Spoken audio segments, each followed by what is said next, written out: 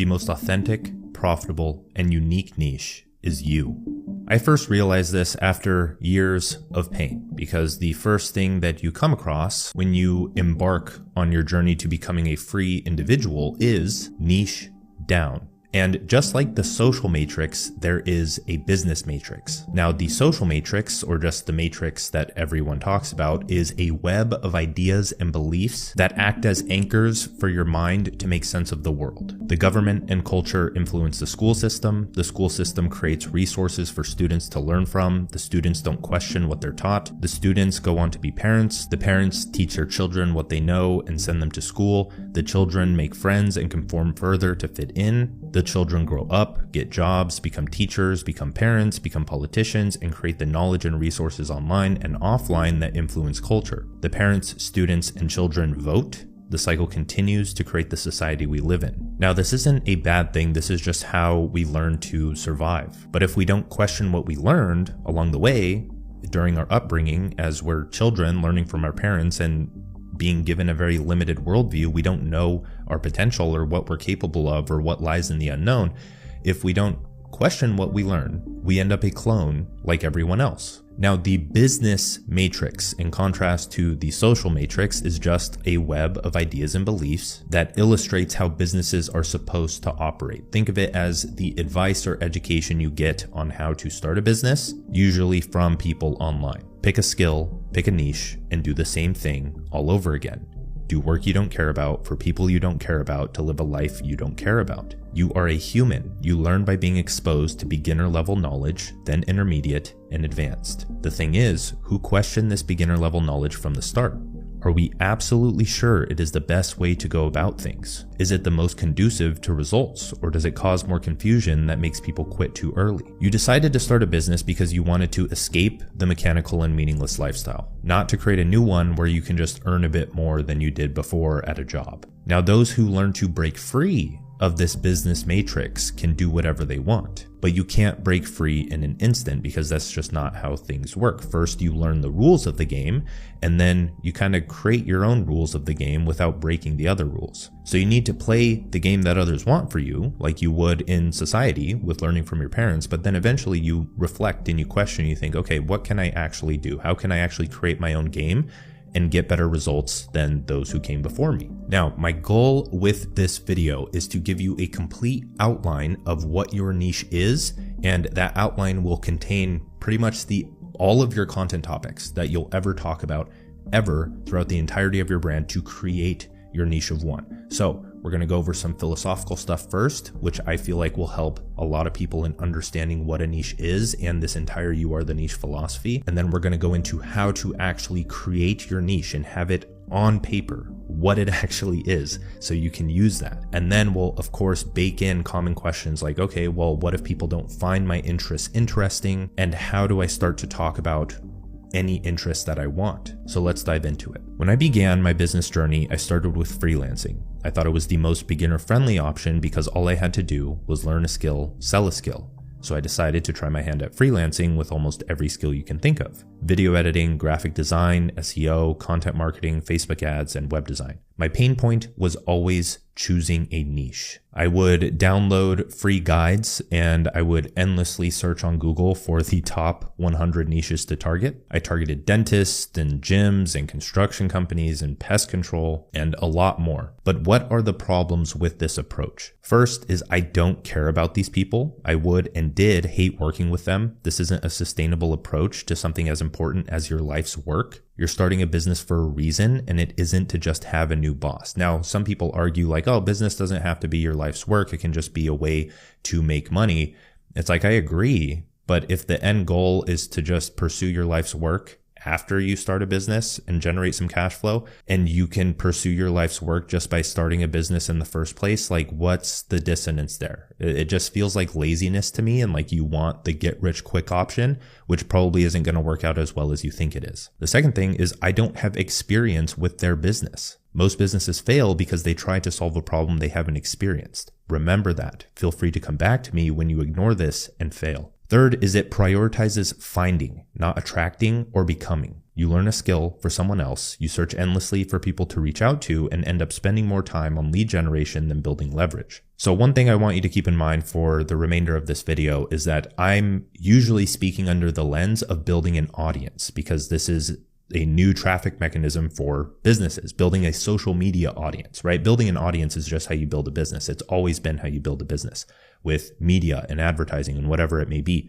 Now with social media, where all of the attention is, because it's on the radio and on TV and other things, but most of the attention is on social media. And that is such a blessing for individuals who understand that they can just write content and build an audience and build a business that way. So that's what sparked this whole you are the niche thing, is that many people are operating from 20 to 30-year-old business mindsets and trying to apply that to the modern social media age when they just don't understand social media or how it works. So that's what I'm hoping to change here, is making you understand that as one person, you can build an audience and you can start a hyper profitable business without boxing yourself into a specific niche.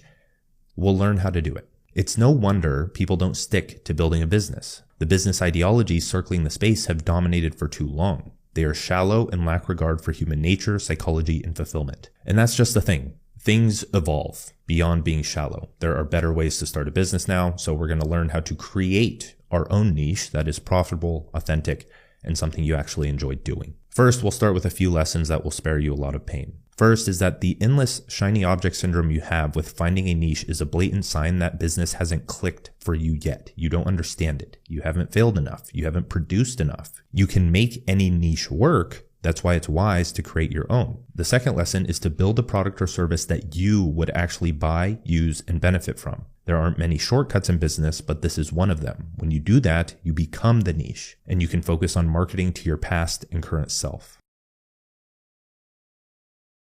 So now let's talk about it. Why the most profitable niche is you. Build a product that you would buy, use, and benefit from. Write the words that you would stop, read, and act on. When you know yourself, you get to skip ahead of the 99% of failed businesses that haven't experienced the problems they are trying to solve. Most people don't understand that they belong to a very specific niche. You already follow a broad number of people that talk about a variety of different interests, and that's what's created your current personality or identity, because your personality or identity are created by the information that you're repeatedly exposed to and that you deem important and worth accepting into your mind. So this is mistake number one when creating your niche. If your job is to target a specific person and you are a specific person, why are you narrowing in on one specific interest that you want to sell a product or service around? Do you not have more than one interest? Do you not already follow people that talk about their opinions, their values, their lifestyle, and their expertise? No, talking about one specific skill or interest won't make you more authoritative. No, people won't trust you more. At best, you'll look like a glorified search engine of actionable advice. So that's one major difference between building an audience before and having like a way to target actual people with something like paid ads and social media, is that social media, you don't really control where your content goes. It's placed in front of people at random, according to their likes and interests from the algorithm, sure. But it's mostly random people who have no idea who you are or what you do. So when they only talk to that niche, they have more difficulty at the start. Fewer people share their content, so they can't get in front of the right people. And they may grow to 5,000 followers in a year when someone who incorporated their interest can grow to 20,000 in a year. After 3 years, the first gets to 30,000 followers and the second gets to 300,000 because of the compounding effect. But Dan, those 300,000 followers don't care about my product or service. They're not hot leads. They aren't going to buy from me right away. They're useless. There's a lot to unpack there because I hear that all the time. It's like, if I just talk about my interests, the people aren't going to buy my product or service. First, if those 300,000 followers each know 3 to 5 people that they can refer to you, that's a 900,000 to a 1,500,000 follower audience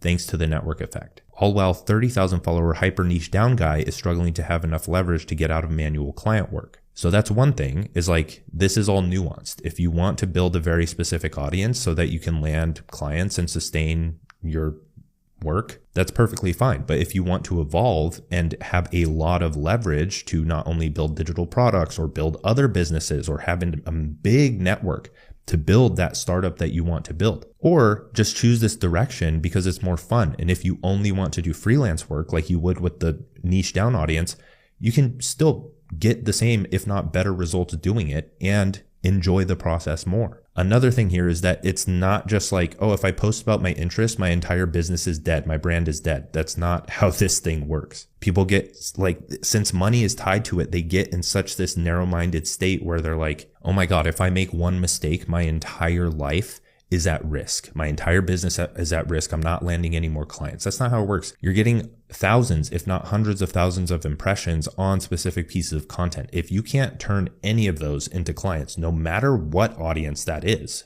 via referrals or just persuasion, then you probably shouldn't be in business, or you just need to upskill yourself in persuasion and marketing more. So the second thing there with not attracting people that are already hot leads ready to buy the product or service that you offer is that they're not supposed to buy from you right away. That's the entire purpose of writing content. You help them go from beginner content to advanced product with time. You create customers by raising them up the levels of awareness. You attract with social media, educate with newsletters, emails, or free downloads, and help them implement with your product or service. So brand is to attract, content is to nurture, product is to implement. And the third thing with this is that nobody is a useless follower. You are just so narrow-minded and indoctrinated with outdated business dogma that you don't understand that people can learn something new that improves their life. The lesson: you can go on social media right now, read a post, and become interested in a new topic. You aren't just born with specific interests. You are persuaded of their importance, like how lifting weights can give you confidence, improve your health, and make you look good. So you slowly adopt them as an interest. Then you become a part of that niche. So your job is to argue why your interests are valuable to adopt. All of your content is persuasive arguments, like how this video argues that you are the niche, meaning you aren't targeting a niche. You are a niche, and your job is to persuade people to join it. By the way, I teach all of this in digital economics. Link in the description.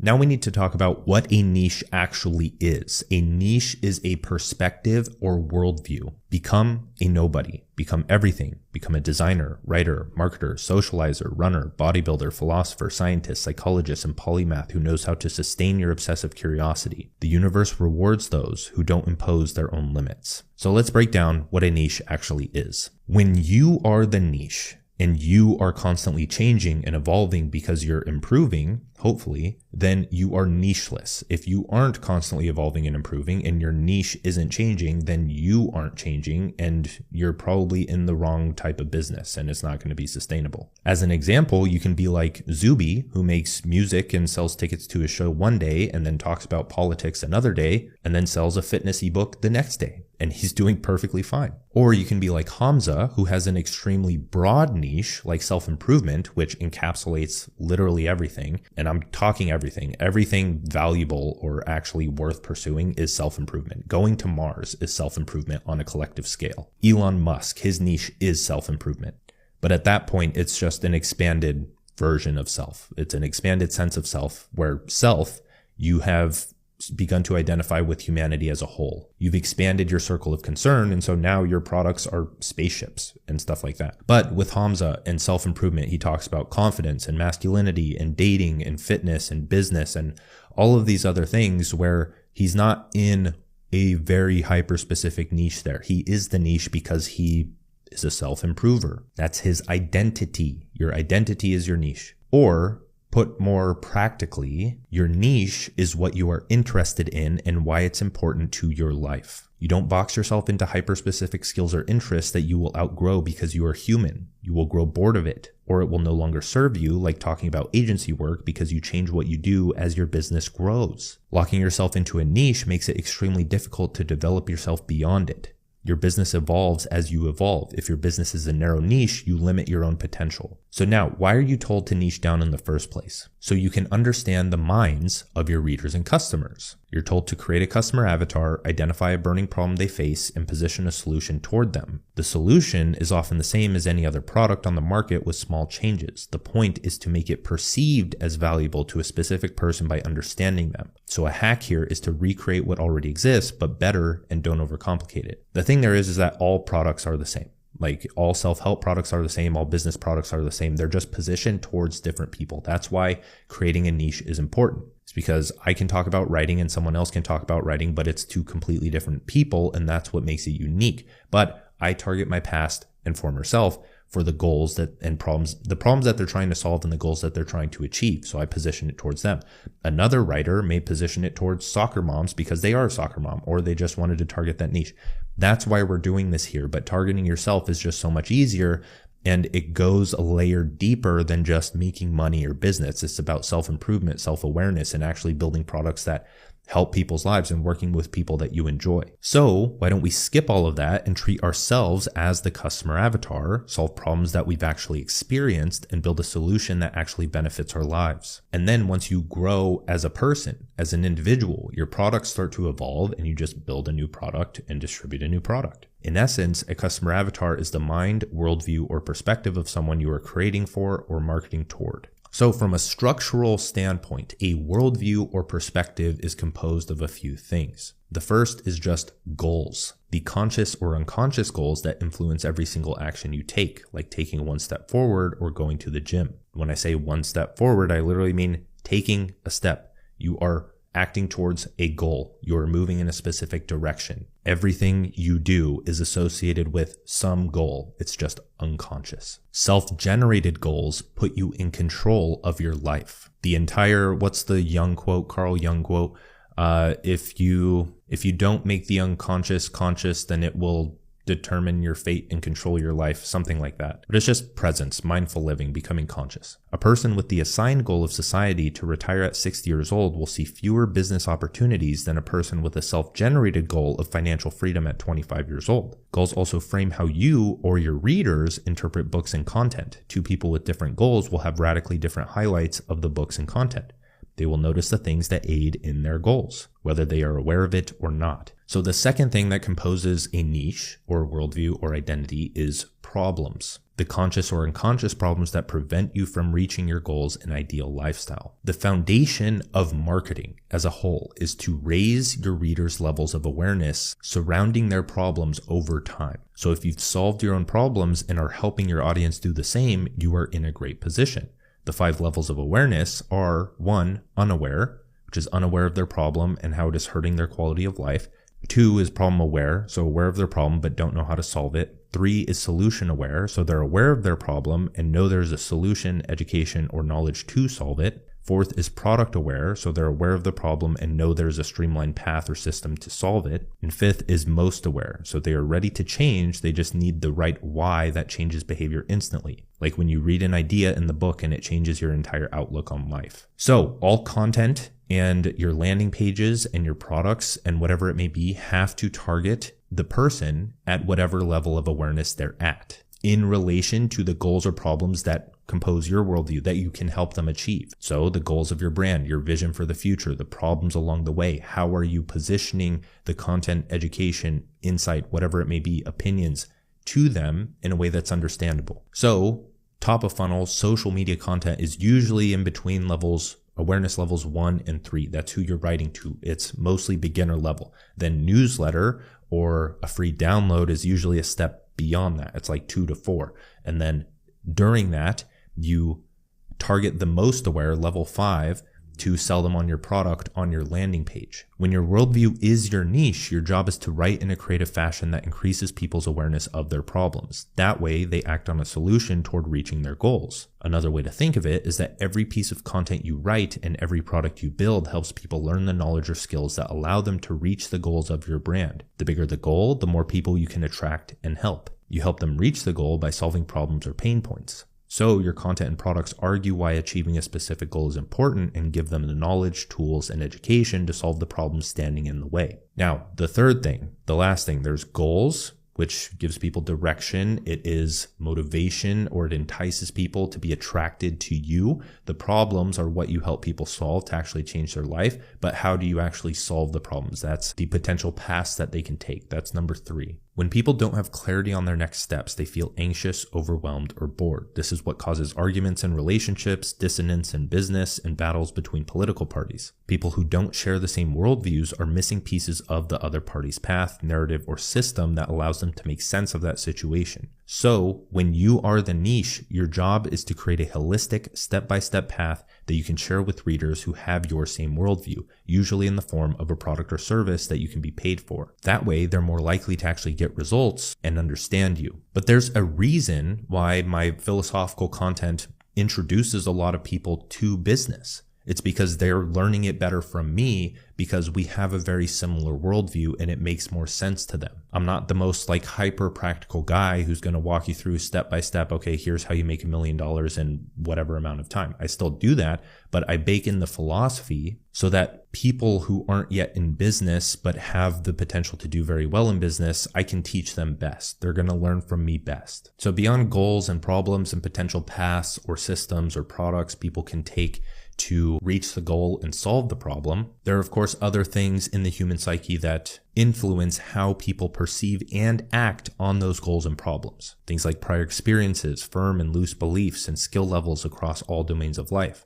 All of the above can be conscious, unconscious, known, or unknown. Your entire job as an education brand is to raise the consciousness of your audience. And a note, by education brand, I mean a brand that gives actual value, a creator that teaches their audience and improves their life, not an influencer that posts half-naked pictures, flexes their lifestyle, or posts self-deprecating memes. Make your audience conscious of their goals and problems, argue the importance of the goals, and illustrate the impact of their problems. Show the benefits of achieving the goal and pains of not solving the problem. This is Persuasion 101. Your niche is the frame of big goals and burning problems that compose your worldview. Your job is to program the minds of your audience to adopt this frame or worldview, pursue those goals, and solve those problems. This is a massive yet fulfilling undertaking to live a life of purpose. So in a nutshell, you're attracting people to the goals. You're helping them solve the problems with your content. And your product is the implementation. It's how they actually go about solving the problem by changing their behavior. Now, since you have to persuade and change people's minds, you have to understand that this is a big responsibility. This is taking on a lot of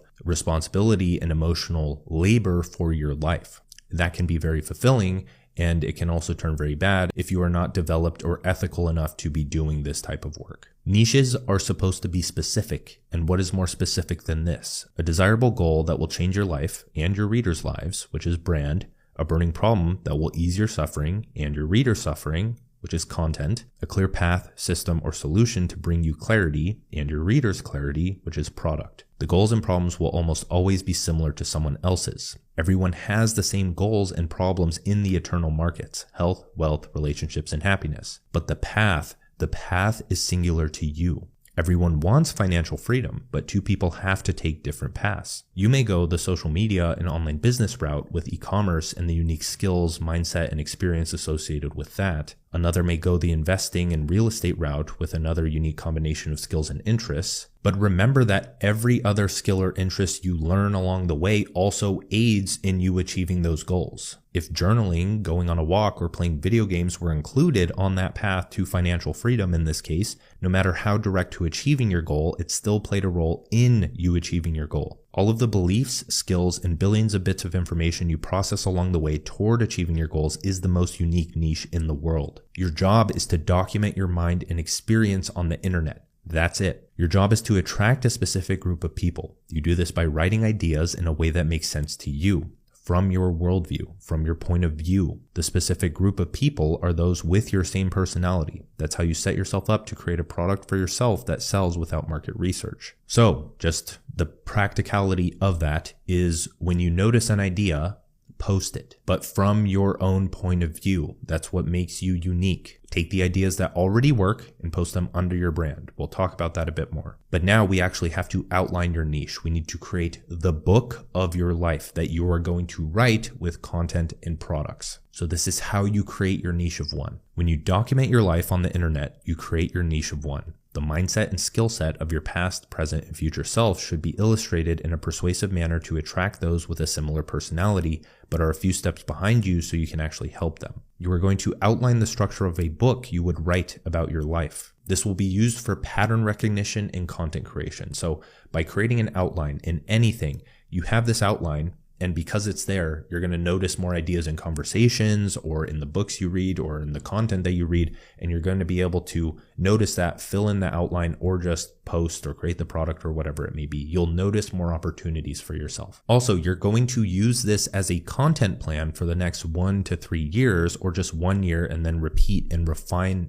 all of that content over the next year and then the next year. So you're going to post these as newsletters, and you're going to break that down into content ideas. You're going to post them on social media. You're going to write threads. You're going to do everything to illustrate your worldview, your skill set, your interests, your mindset, everything about you in a valuable way, not just whatever way you want to do it, but a valuable way. Because the thing here is that brand is created over 6 to 12 months. Like, people just don't see your brand and are like, oh, yep, that's your brand. A brand is the depth behind everything. It's the values, it's the vision, it's the goals, it's the problems you help solve, it's everything. And you can't just illustrate that with one piece of content. So understand that all of this happens over the course of 6 to 12 months. That's how long it takes for people to see you as an authority and trust you. So with that, fill out the book structure that we're going to go over right now for someone who is 1 to 3 steps behind you. And if you want to learn how to write out this book outline, I would consider downloading my 2-hour writer course, which helps you write posts, threads, and newsletters. You're going to have all of the ideas that create your niche right now, but you need to write them out online. So the first part is the book introduction, or your story. And pull out a piece of paper for all of this. You're writing this down. Your story is your brand. It is important that you get clear on what your story is so you can use it to frame content from a unique angle. You can start almost any writing with a personal experience. That alone makes it unique and not like the rest of shallow writing. If you need an example of this, just go back to the first part of this video where I talk about my experience with finding a niche, going over 100 different niches and things like that. That resonates with a lot of people. Okay, so fill in the answers to these questions on the paper that you pulled out. Where did you start out?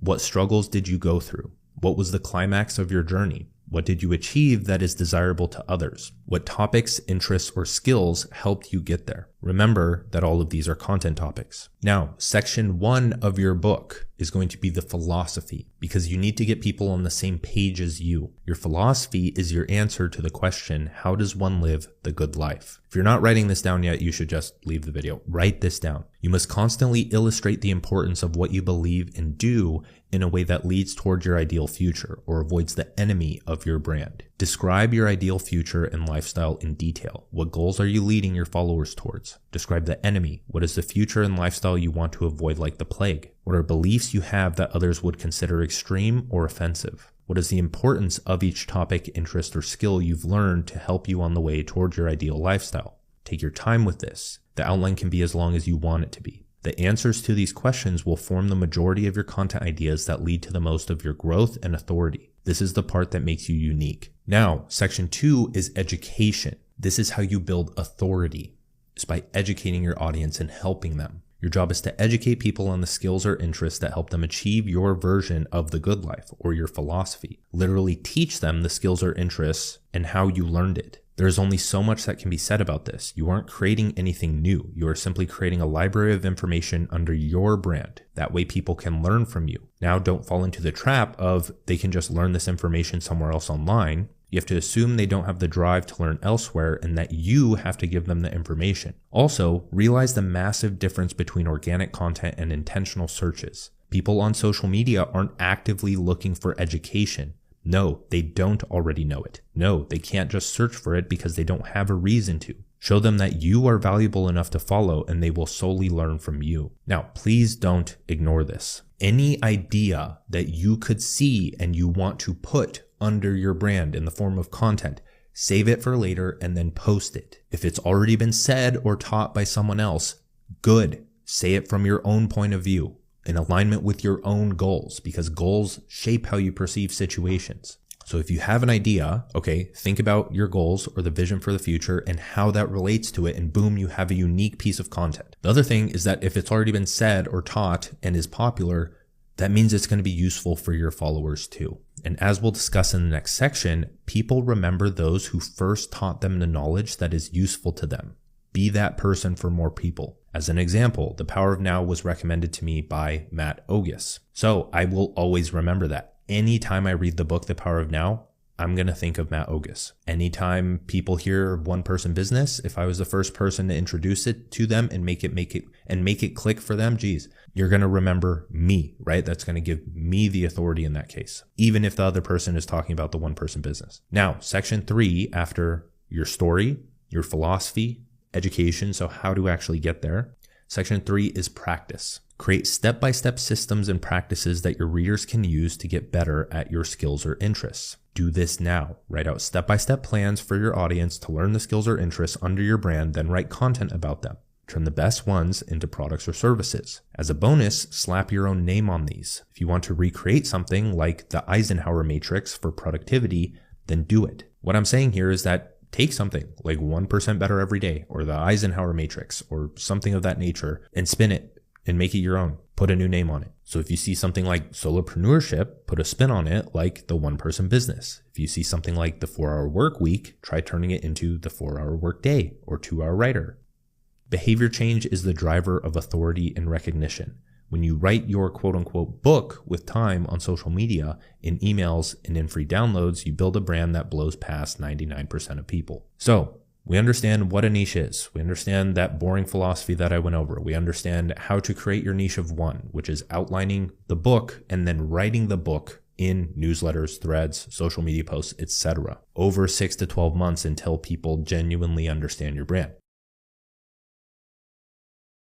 So now let's quickly talk about the psychology of interest. It's how to talk about whatever you want and still get paid. Since I've been working to kind of change the online business landscape and make it more accessible to the individual, I get this question almost daily. I want to talk about more of my interests, but what if it gets low engagement or my audience doesn't like it? First, we need to understand the difference between content and product. People think that content is all about promotions. They think they should only write content that leads to sales and leads for their product. They think they should niche down everything they write about rather than having a specific and compelling landing page or free download for a product that establishes authority in one go, so you don't have to talk about it all the time in your content. They also don't realize that you can write one newsletter and then post that as a blog article and then turn that into a YouTube video and then break that down into content ideas so you can post those things and plug those things under it, because then those are evergreen pieces of information. I can write social media posts all day long, but since they disappear, it's just wise to continue writing it so that they attract more people. But along the way, I can occasionally write about writing or business or whatever it is that I sell something related to.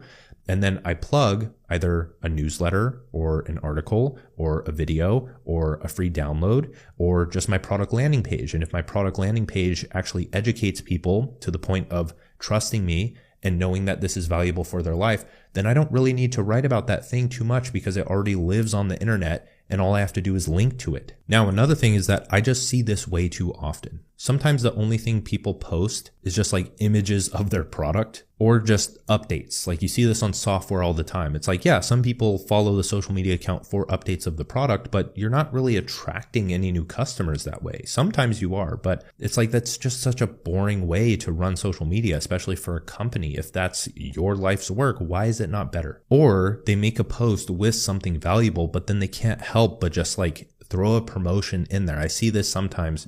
I won't name drop, but I see the guy, he finally makes a good post and it's like, damn, this is a good post.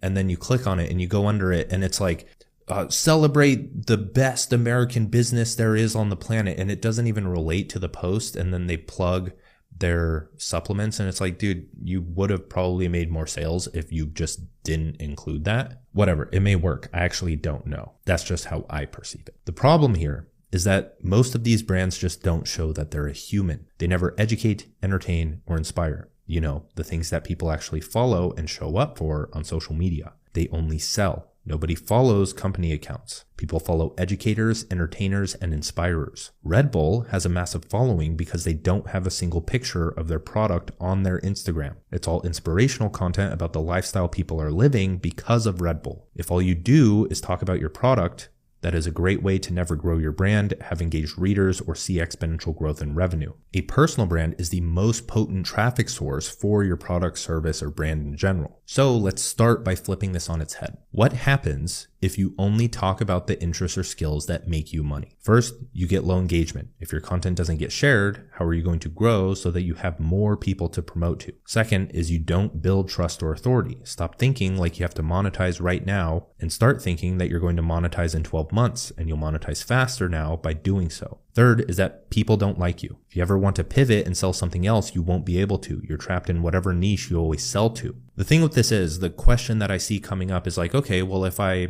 write about my interests and I'm building an audience and I'm growing, then how do I promote? First, just separate the two things, content and product. Create a content creation schedule. So let's say 3 social media posts a day, 1 newsletter a week, 1 thread a week, maybe maximum. And then content promotion schedule. Okay, I'm going to promote twice inside of my newsletter. I'm going to promote 3 times a week under one of my social media posts. And you just create a system, and then you test it, and then you try it out, and then you change it. You put it on your calendar and you actually do the thing. If you aren't making sales, okay, increase promotions. If that still doesn't work, okay, make the promotions better. If you're not growing on social media, okay, change your content schedule. Okay, that's not working, make the content better. It's pretty freaking simple. Now, the thing with all of this is that people have multiple interests. Insane. That's absolutely insane. People have multiple interests. It's crazy. Second thing is that people can adopt new interests. Oh my God. You can make your interests interesting so people become interested in them. You do this by highlighting the benefits of achieving the goals of your brand and making people aware of how to solve their pain points with your skills and interests. This is what turns viewers into fans into super fans. Someone may follow you for one interest, like how you would follow Dwayne "The Rock" Johnson after watching a movie he starred in. Now they're a viewer. Then you either share another interest of theirs or get introduced to something new, like how The Rock posts about fitness and nutrition. Now they're a fan. Then they discover the beliefs or values that compose their mindset, like how The Rock values gratitude and hard work. Now they're a super fan. Talking about more than one interest is how you become irreplaceable. The best personal brands do this without trying.